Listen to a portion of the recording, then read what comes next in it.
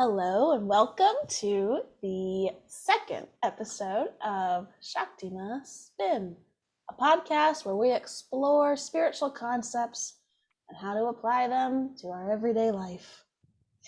Today we are going to have fun with Lakshmi Yantra. My name is Ram Shraddha, and I just wanted to start out with a reading from the latest published book called The Wisdom of Shakti Ma. And in the last episode, we talked a little bit about how to breathe. And the book goes into detail about different processes and practices of the Shakti Ma. So while I was preparing, this one prompt really resonated with me. It says, how to breathe into an emotion. Humans are emotional beings, constantly reacting to experiences. No way. The brain's processes are complex. Experiences cause chemical reactions in the brain, leading to various types of responses.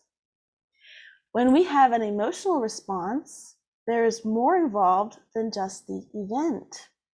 The brain interrupts each situation and creates a response to it. In this way, the brain influences the emotion that we feel. All emotion serves a purpose: to help us evolve. Okay, this stuff jazzes me right up. And oh man, I'm just so happy that we get to talk to.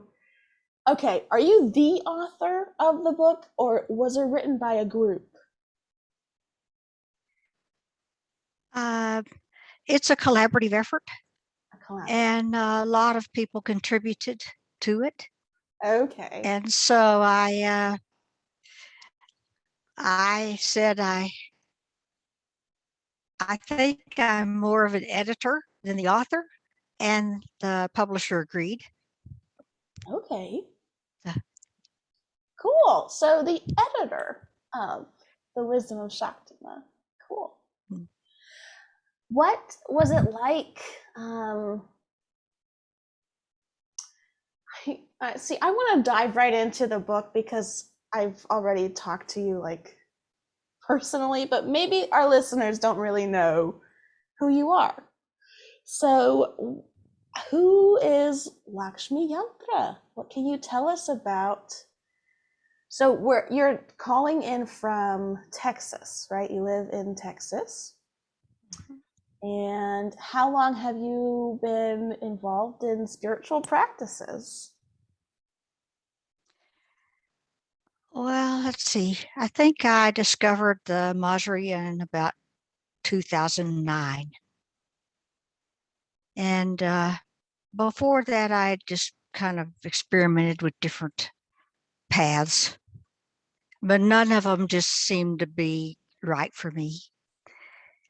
And I learned about this path, then called the Healing Mother. And I was very interested because I had been studying healing processes for a while. I had taken Reiki, and I had experimented with different aspects of observing illnesses.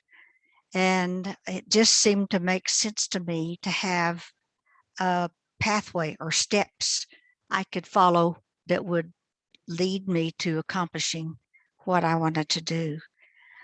So the Majria became very instrumental in offering a lot of different processes that I could tell I was starting to move. And I was very enthusiastic, working every day, and it works. I mean, when you work at something that you really love and enjoy, you succeed.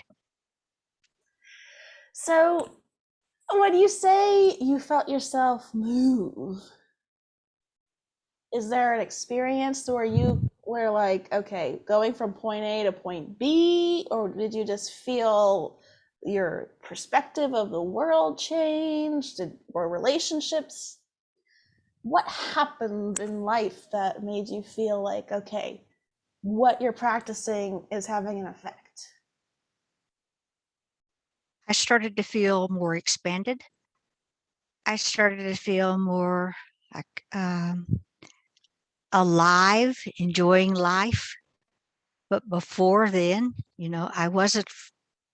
I can't say I was happy. Even though I had lots of stuff, I was not satisfied. So once I got on this path, I started to feel like I was evolving or moving, expanding. I was going someplace. I didn't necessarily know where, but just the thought of the feeling of moving toward something was much better than where I was. I noticed I got happier and happier. I mean, I got more satisfied with my life, my relationship. And my husband joined in too. So we got on the same path together. Oh, okay. And we could talk and share and work on stuff together. And that was so much fun and still is. I did not know that your partner was also, consciously evolving. What is that like? Well, we didn't know when we met. And we met like in 1973. So he had been searching for someone on the spiritual path. And so had I. So when we met and started talking together, we realized we were both interested in the same things, reading the same books, and studying the same concepts. And we kind of went, oh. And that just kind of started our relationship. And we just kind of kept going together. And it's been lovely. So lovely. Beautiful. Oh. Is it a conscious person kind of sexy?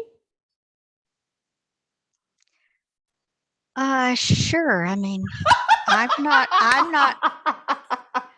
don't know if sexy is the word I would use, but I'm so interested in spirituality, spiritual processes, evolution, Yeah. and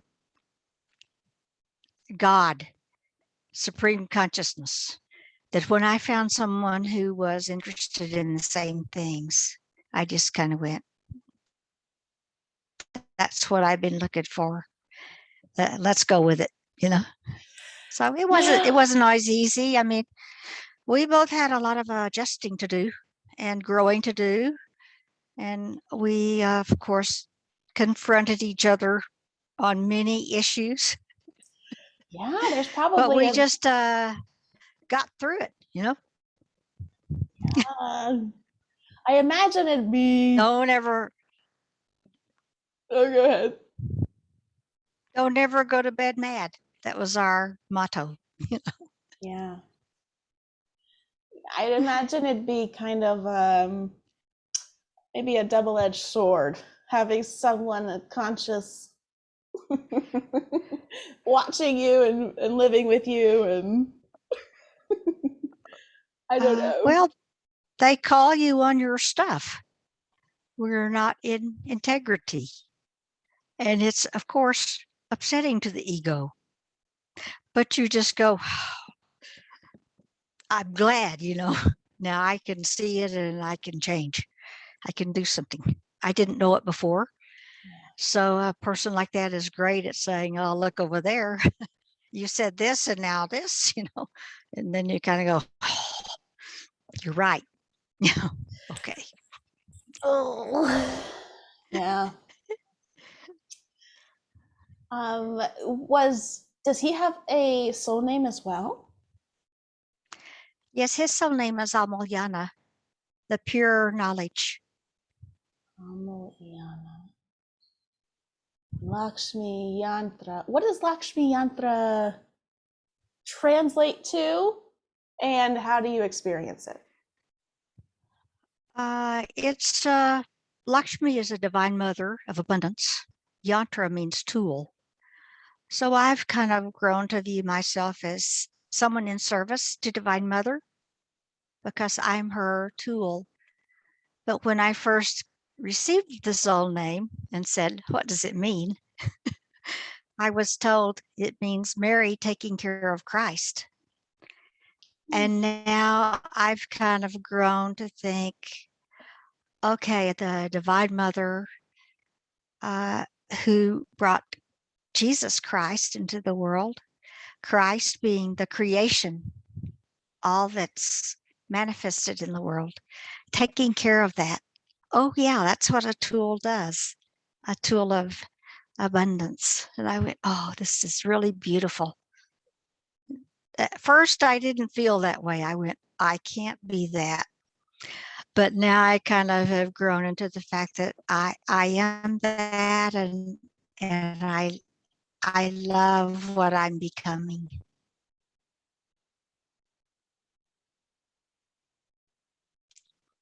Cool. When I appreciate how you said that you weren't always feeling like it was a blessing, and because the soul names come with, as everything does, a shadow with their light, and or a vice to the virtue, or the lesson to be explored, along with the blessing.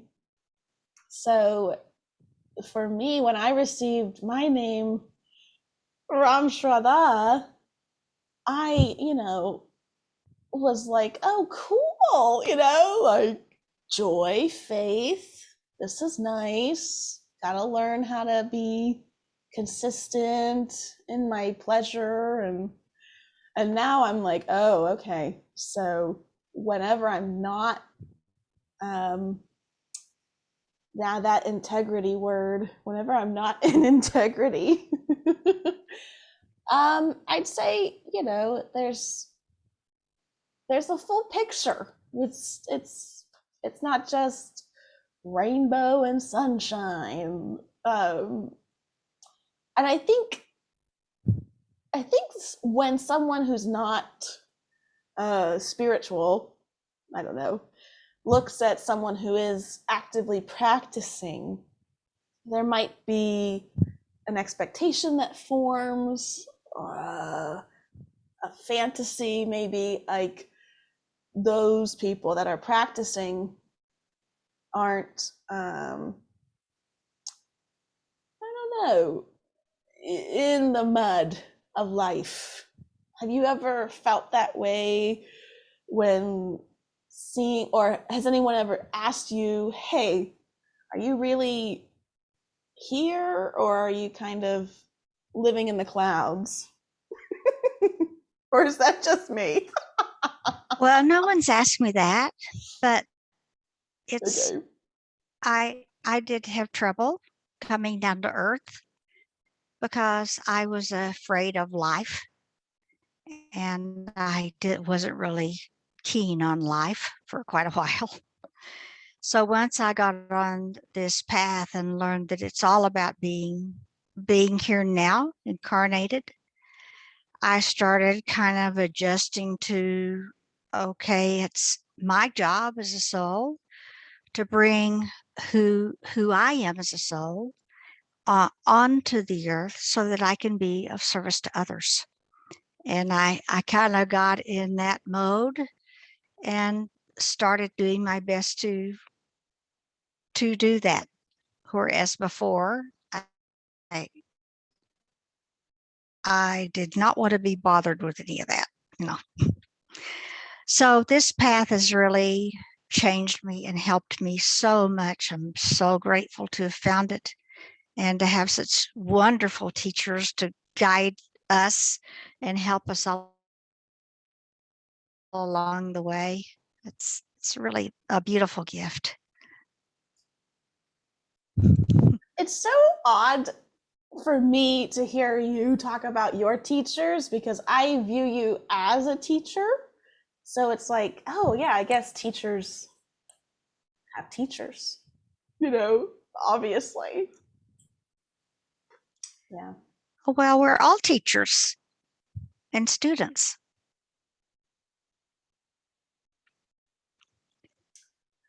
Yeah, it's true.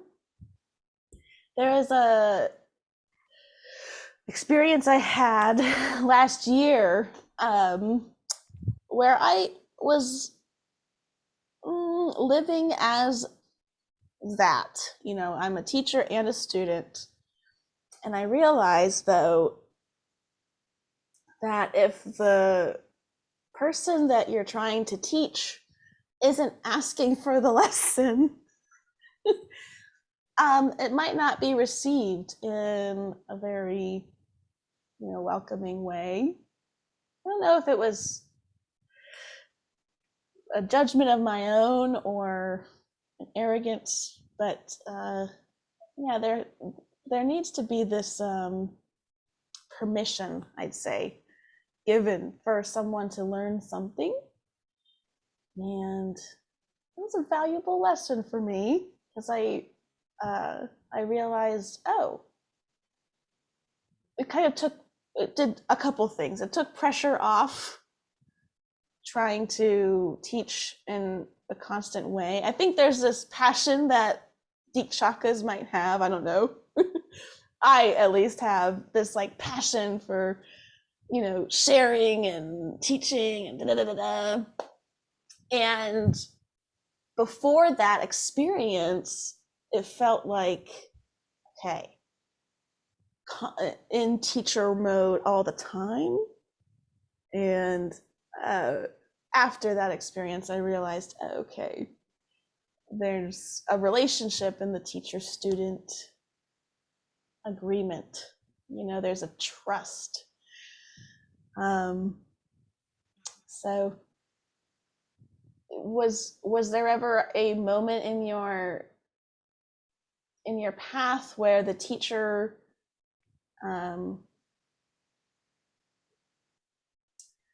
gave you a lesson that you were like, whoa, wasn't expecting that one, or was it always kind of this agreed upon, okay, you're teaching me this and I'm learning this? Does that make sense? Well, there are many moments as a student when the teacher is presenting you with a lesson or some information that, it's out of your experience. So my first impulse was, no, I don't agree with it. And then I would take time to contemplate and kind of work my way through it. And especially after getting the mass of the ego, that tool, oh, I want to deny this lesson or truth the teacher is giving me. And it's just my resistance to truth. Okay, I need to breathe, settle down, and see if I can understand what I'm being given. How can I find appreciation or learning in this information that is coming my way? And just accept it, because the teachers in Majuriya mostly are very experienced and wise, and I'm like this newbie on the block. So, not having been that long in Majuriya. So I can learn a lot from everyone around me and quit being so prideful that I know everything, because that's not true. I don't know everything. I know very little. I've got my little sphere of stuff I might know, but the next person beside me has another sphere of things that I don't know anything about, because I haven't had those experiences or that exposure. So I can learn from everyone around me.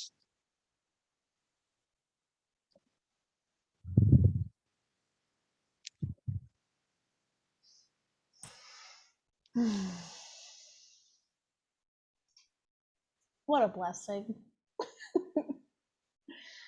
um,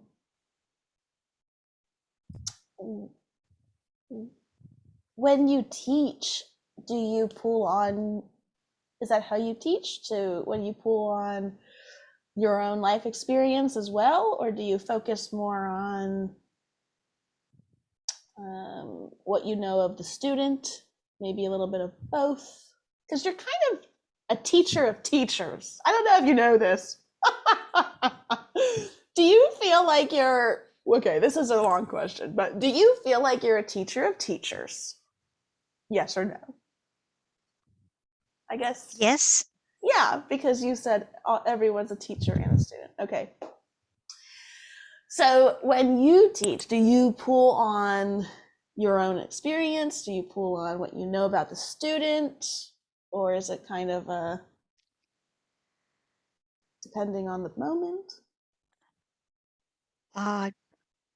Usually a student will ask a question, and that's your opening as a teacher to talk about that thing the student wants to learn. Just try to answer it simply to help them. And sometimes you'll need to use an example from your life to give a concrete example of how this could look. You know, I have a new student, and she was having some trouble with her relationships, and she was saying, I don't know what's happening in my relationships, but I'm not getting along with a person I really love. And I just said, well, what do you think is going on? I'm trying to get more information from the student. Let the student kind of figure it out. Well, this, and this. Well, this happened, this happened, this happened. Then I'm just listening. Then she comes to an end, and I said, well, maybe it's one of the masks of the ego that's kind of hanging you up. She goes, what? What do you mean? There's my opening. Well, do you think it might be uh, fear, a shame, or a pride? You know, then Yeah. it's a conversation.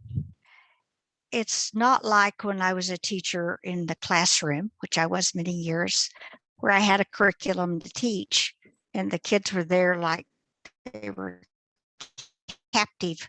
And Against I their was will. I was captive too to the administration, teaching what was I had to teach. But my job was to make it fun for them and to entice them into learning what we're wanting to learn, so that it would be interesting and fun, and they'd be asking all the questions about this, that, and the other, which can really expand on it. So I learned my craft of teaching in the classroom, teaching kids, because they're so wonderful and open.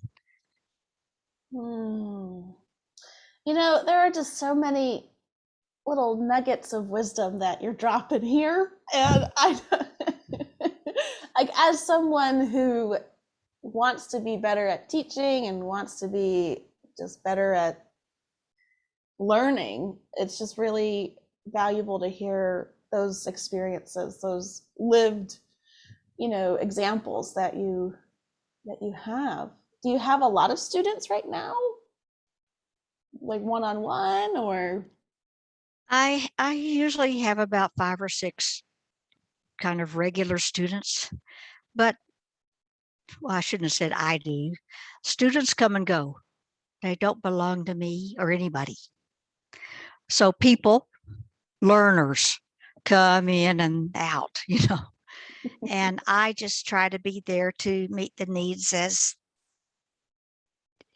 they need it, as they are asking, and try to figure out how to give them exactly the things that will answer their questions so that they can evolve, they can move along in their progress.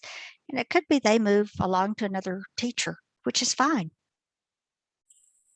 I'm very happy about all that. I feel it. I feel the happiness.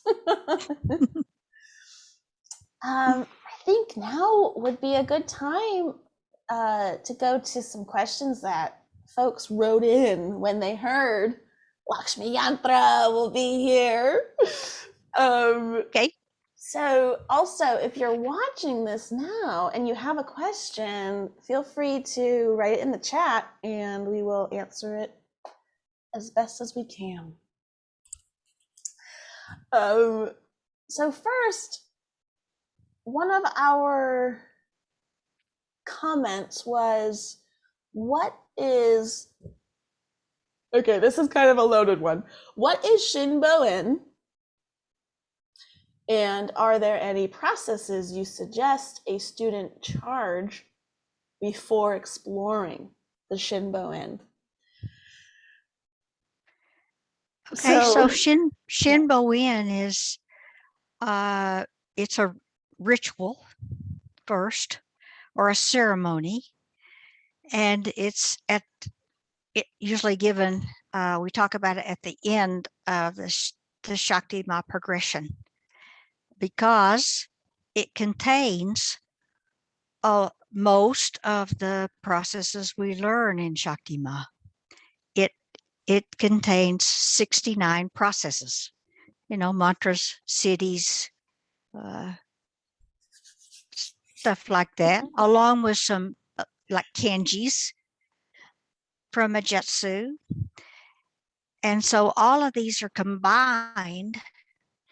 It's at the end because to use it, you have to have charged everything. So going through the program, you're charging everything. So when you get to the Shinbo-in, you've charged most of it. There's a little bit more to go. And then you can start to practice and use it. And what it does is it takes most of what you've learned in Shaktima. It's built a big foundation of consciousness. Then it's using this consciousness, the states of being that you learned, all in one action or ritual. So it kind of puts everything together and brings everything into unity. Very, very beautiful, because as you practice and build the consciousness of the unity of all you've learned, to me, it's like I'm sitting under this big waterfall, and it's just the divine energy is just pouring down through the soul and into the physical body. And it's so beautiful and lovely. Well, it's useful too, because you can use it to help yourself or others. And so I recommend that you start in the progression. You'll start with the 5 elements usually, because it's the building blocks of what we do, and work your way through the basic mantras and techniques, building your foundation of skills. Then when you get to the Shinbo-in, you'll have most of the tools available so that you can start to use it.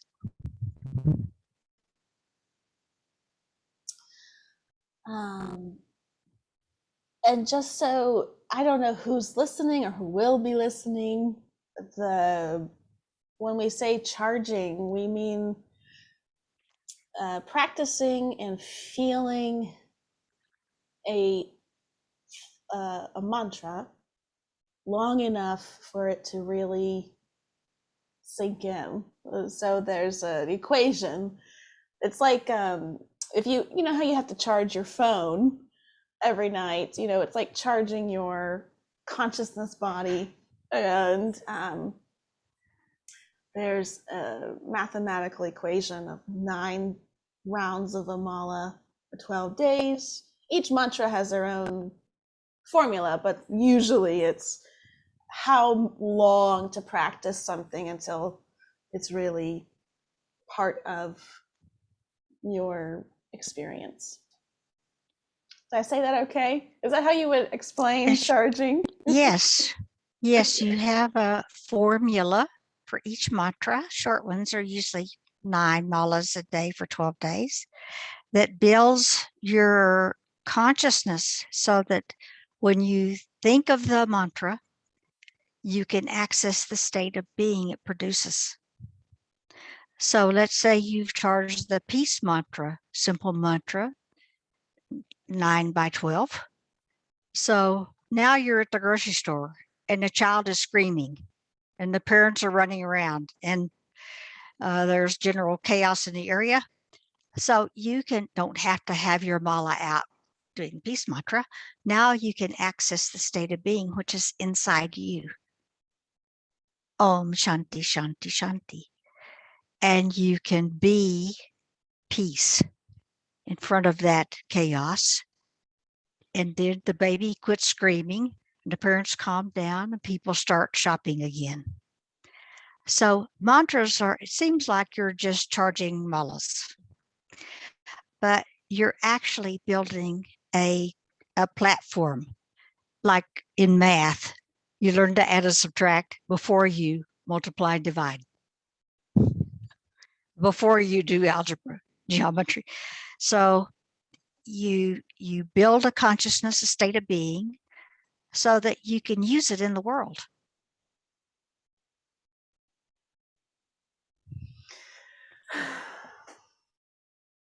Can I ask you a question? Would it be okay with you if I asked you a question in this format? Go for it, girl. I'm just curious. It's not like we're having a conversation or anything. So I just started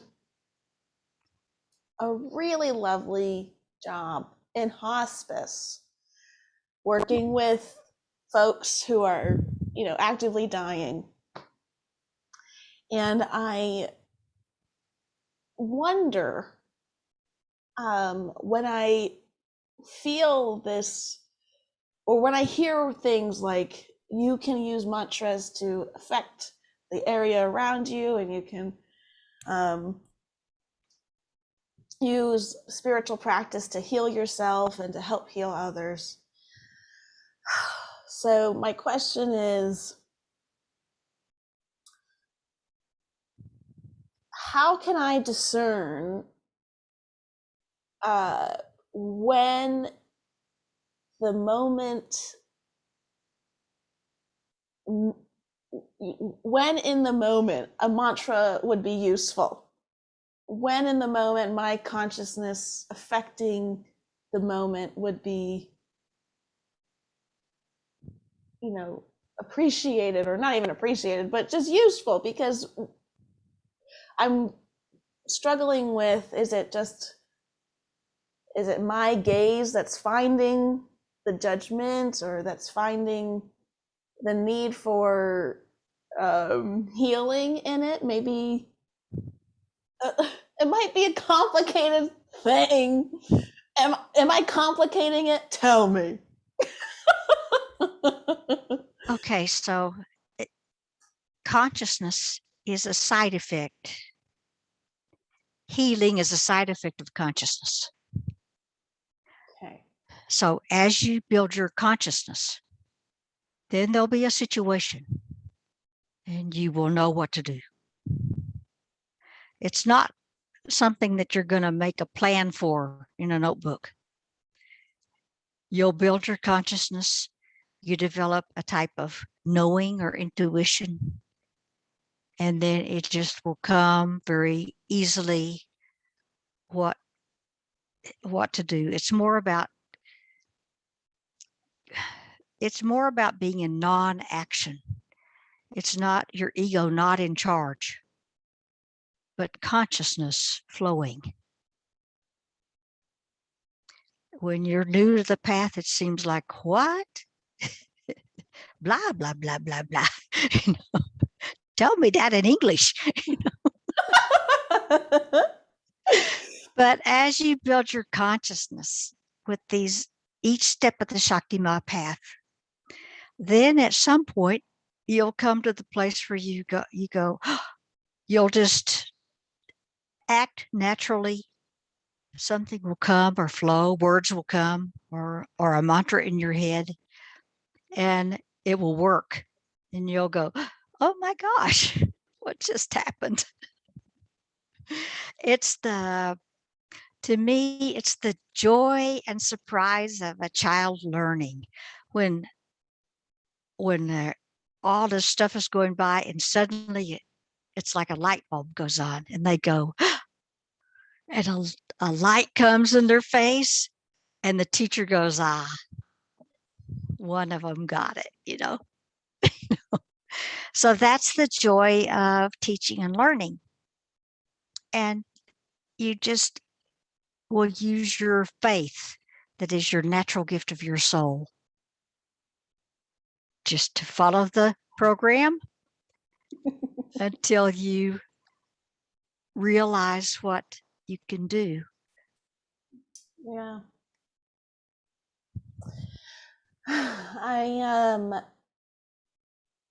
Life has invited me to question almost everything, from what I thought I knew to what I thought it should be like, what I thought I should be like, what I think I am, not asking it anymore, just going with it. And then it's like this, I don't know if you live by water. Have you ever just observed water? Water with movement, not still. I mean, all water is moving, but the water of the waves. And it's like, if I could see my life in that way, I have moments of I am in alignment, meaning I'm confident and I'm conscious and I'm here, I'm present.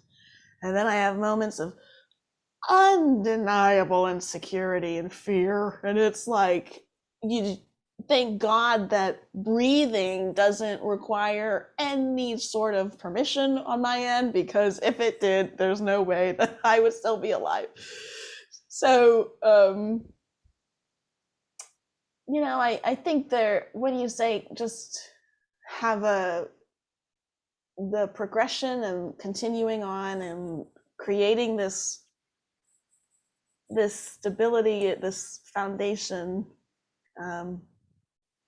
would be, I hope that the insecurity will slim down a bit. And it has. Yeah. But yeah. Mine did, and that's one reason why I was drawn to the Shakti Ma path, because it's got steps, and the steps are all described. And I went, okay, I'll just do one thing at a time and check it off. I won't have to be insecure because here's already a plan and it works according to other people. I'll try it out too. Maybe it will work for me, but I'll just use this checklist.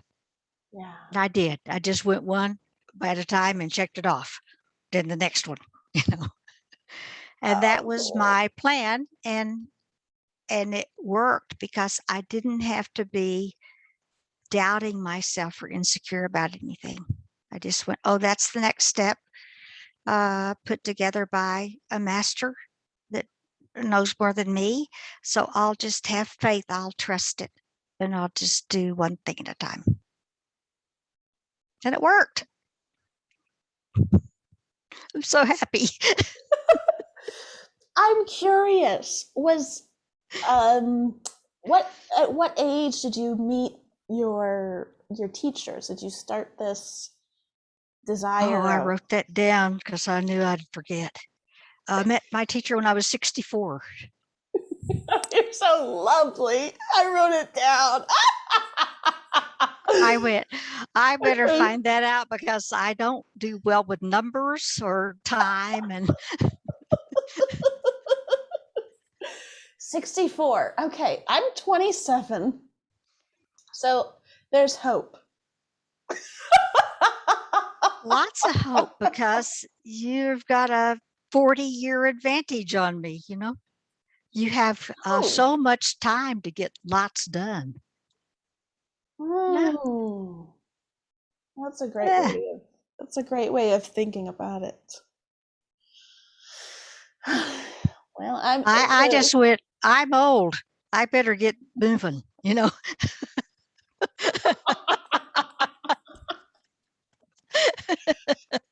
oh, Lakshmi. Hmm. Um, there are we have just a little bit of time left. That was the main question that folks were asking. I had 3 inquiries about the Shinboen, so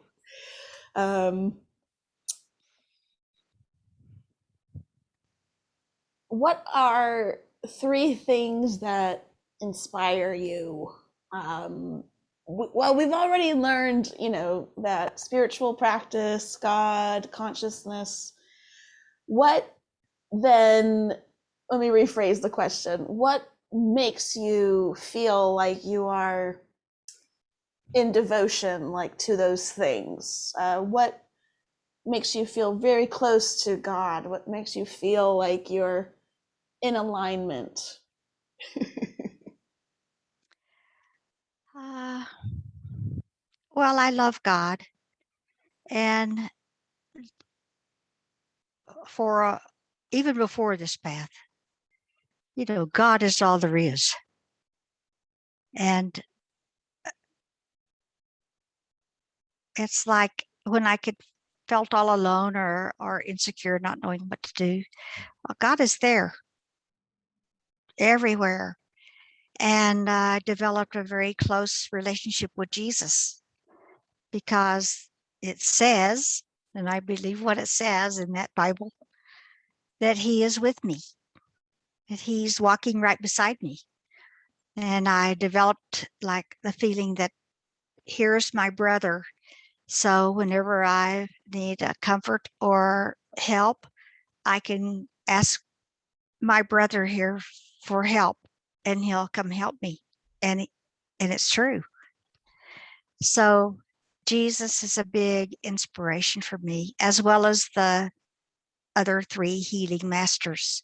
I really have a strong ties to them and love them and appreciate them for each gift they bring to the healing process. And it's like a self healing process. It's not like I'm a doctor and I'm going to heal somebody.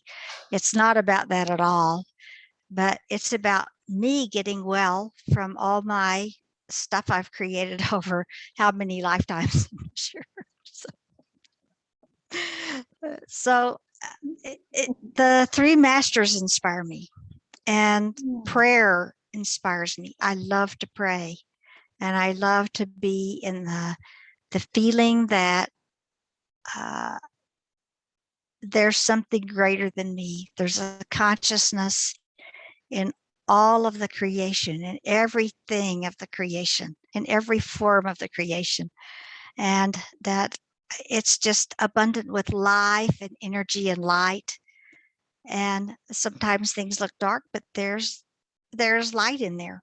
It's like if you're looking away from the sun, there's a shadow. All you have to do is just turn around and just face the light, and then everything is fine. Just move on. Don't try not to get stuck.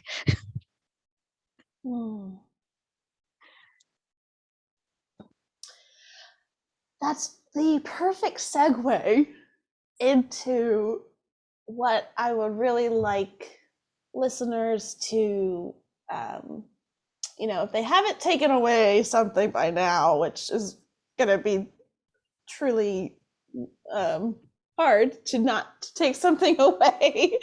But what can we leave our listeners with the three masters of the Shakti Ma? Can you talk about them and sort of how to choose one and da da da da and da da da da da? Don't you like that prompt? Well, the three healing masters or masters of transformation of Shaktima are Jesus, Bachaji Guru, and Dhamantari. Jesus heals through his charity and forgiveness. And so Bachaji Guru heals in the emotional plane, I guess. For he helps take off the three poisons of hatred, greed, and ignorance. And then Dhanvantari is a great healer in the physical plane. He's the father of Ayurveda. And so he helps us find our divinity at the physical plane.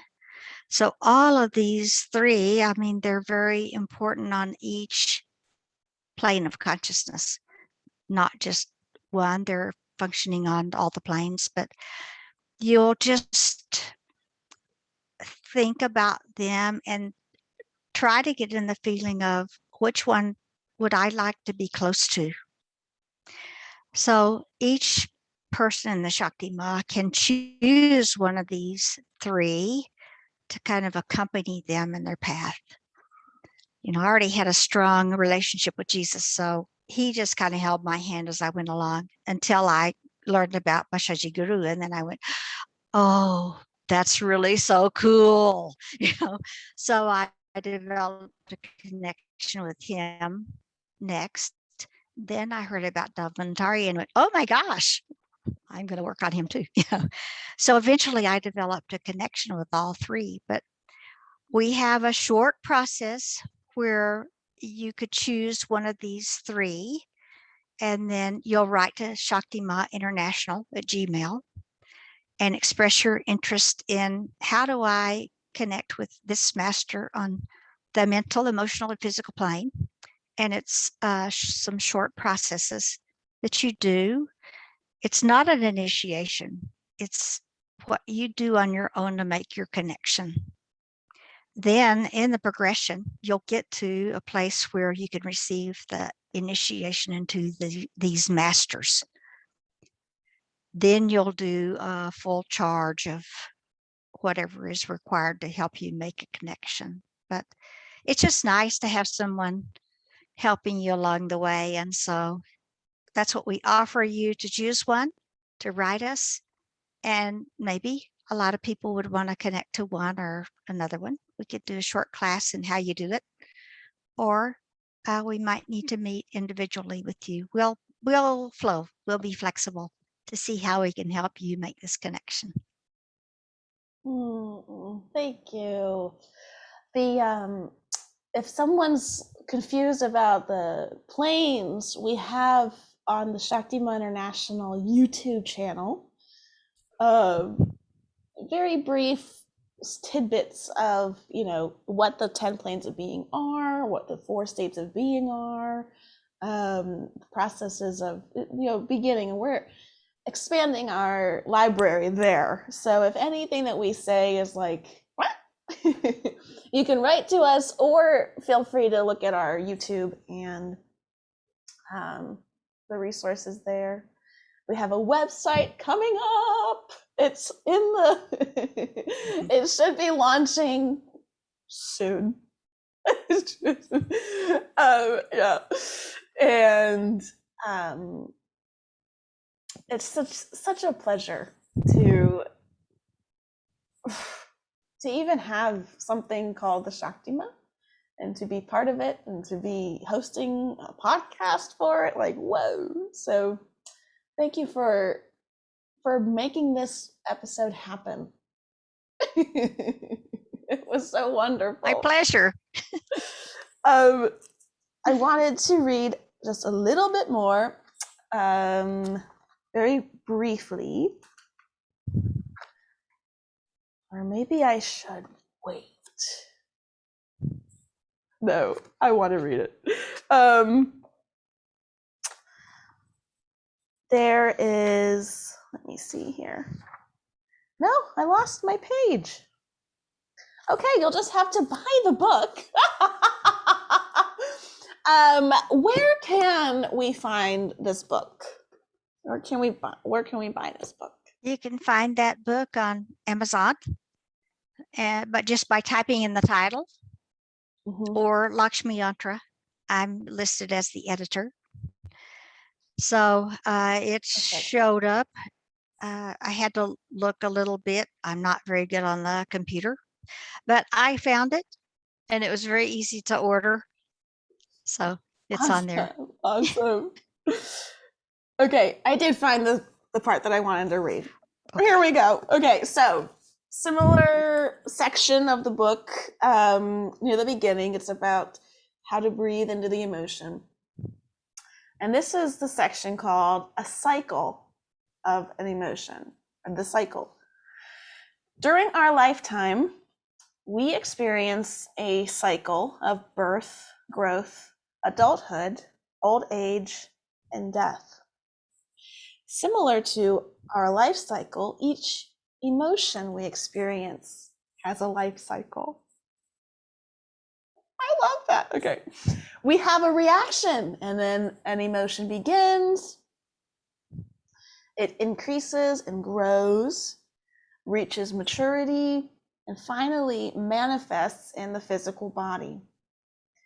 However, if we integrate this emotion completely while still an emotion, the potentiality of this emotion can decrease and be dissolved before it manifests physically. I just really read that and I was like, ooh, I really love how it sort of personifies an emotion. You know, it really relates it to something easy to grasp and kind of just put, that light bulb moment that we talked about happened when I read that part. So, any closing thoughts that you have for our time together? Well, I just want to thank you for having me here and such a good talk, good questions, and I really enjoyed it. So thank you so much for your time that you've given to Shakti Ma to help others and to help all the voices be heard. So thank you. Thank you. You'll find that we have another episode coming in 2 weeks, and the content of that episode will be shared on social media. Yay. All right, Lakshmi, I'm just going to stop the recording and then say bye for real.